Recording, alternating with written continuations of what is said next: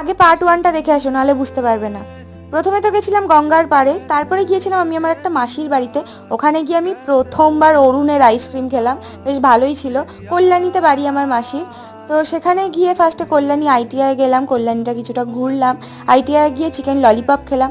তারপরে ওই যে বাড়ি ফেরার পথেই মানে শিমুরালি আসার দিকে একটা ক্যাফে ওপেন হয়েছে নতুন, যে ক্যাফেটার নাম ছিল নীল দিগন্তে। সব আইটেম এখনো চালু হয়নি, এখনো কাজও চলছে। প্রথমে আমি নিয়েছিলাম একটা কফি, কফিটার টেস্টটা বেশ ভালো ছিল। আর আমার মামা নিয়েছিল চা, আর এখানে নিয়েছিলাম চিকেন ডামস অফ হেভেন বা এরম সামথিং কিছু। আর এই যে মকটেল, সব টেস্ট কিন্তু ভালো ছিল, কিন্তু মকটেলের টেস্টটা আমি পাইনি। আমার মকটেলের মধ্যে সব থেকে ফেভারিট হচ্ছে এই ব্লু লেগনটা, কিন্তু টেস্ট খুব একটা ভালো ছিল না। যাই হোক, খাওয়া দাওয়া করতে করতে আমাদের রাত হয়ে গেছিলো, দেখতেই পাচ্ছ রাস্তা পুরো ফাঁকা। এখন যাচ্ছি বাড়িতে। বাড়িতে চলেও এসেছি। ওই যে আমি চুল বেঁধেছিলাম, সেটা খোলার পরে আমার চুলটা বেশ ভালো লাগছিল বলে একটা ক্লিপ নিলাম।